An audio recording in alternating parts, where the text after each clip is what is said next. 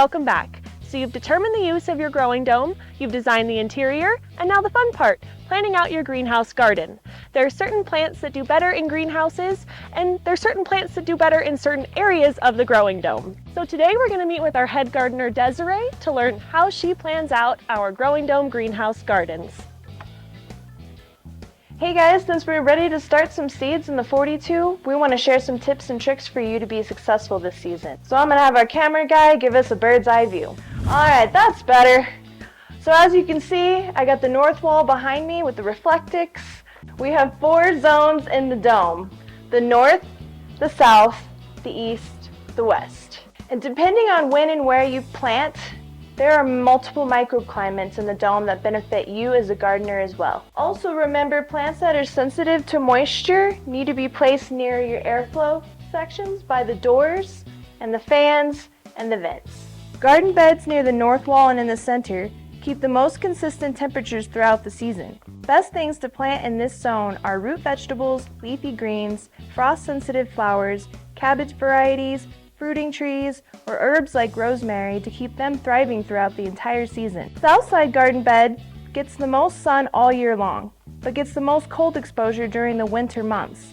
So plant your warm season crops like tomatoes, eggplants, heat-tolerant flowers, romaine lettuce, squash, corn, melon, zucchini, and woody herbs.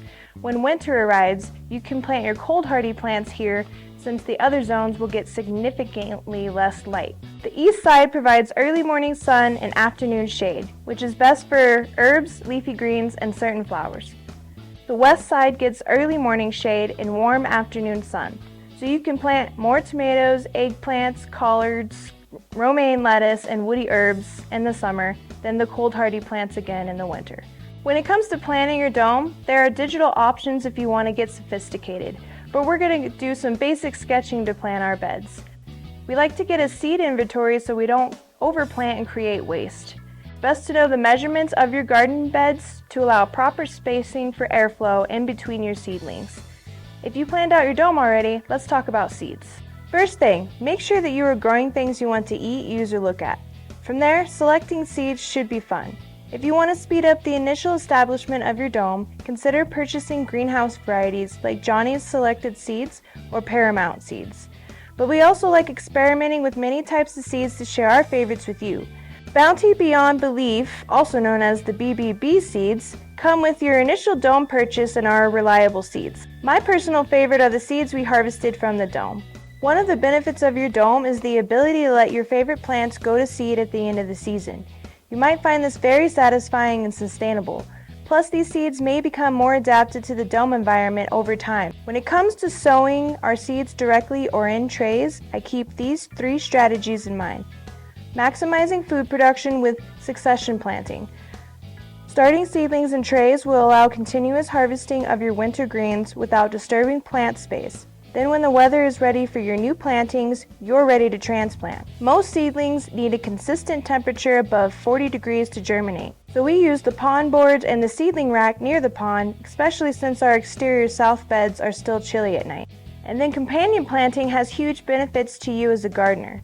Certain plants can act as a repellent or trap crop for pests when planted frequently throughout the dome, like catmint, nasturtiums, or rosemary. You can create biodiversity for beneficial insects to thrive by planting marigolds, borage, dahlias, and so much more. Some vegetables provide shade for soil or trellis support for climbing varieties, for example the 3 sisters, squash, corn, and beans. Also, pairing plants together has flavor benefits, like basil, oregano, parsley can enhance the flavor of your tomatoes and vice versa. The one thing you might not start from seeds are trees. Most trees from seed take years to grow before they produce fruit, so we recommend nursery-grown trees. If you purchase locally, make sure to buy healthy-looking trees with new bud formation, healthy leaves, and minimal root exposure to avoid problems. Some trees need different soil and spacing considerations to thrive, so we'll cover that topic in more detail in our upcoming videos. We hope that you found some helpful takeaways on planning out your greenhouse garden. Make sure that you stay tuned for part 2, preparing your raised beds. You won't want to miss that one, so make sure that you're subscribed and turn on that notification bell.